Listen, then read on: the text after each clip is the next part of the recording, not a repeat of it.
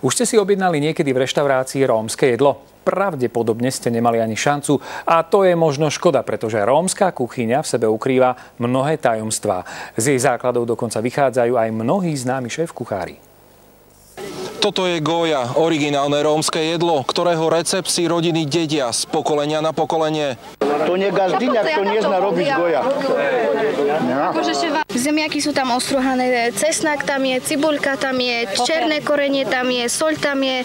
Takto pripravená zmes sa vloží do čreva, potom sa všetko uvarí a neskôr aj opečie. To už sa vedelo, že keď sa robila zabíjačka, tak každý volal Rómov, asi tie čreva pobrali. To sú goja, tak sa voláme, to sú čreva. To sú bravčové čreva.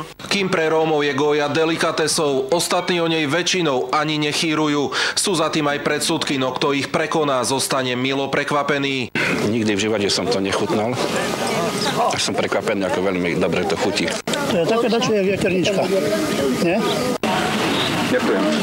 Okrem hlavného jedla netreba zabudnúť ani na prílohy, ako sú napríklad krúceníky. Skúsené gazdinky okamžite pochopili, že ide o poklad na tanieri. Chutné recepty v sebe ukrývajú dlhú históriu rómskej komunity. Nie je to pocukrené? Nie, to je s maslom a s tvarom. Aha, to je tvárok. Výborné.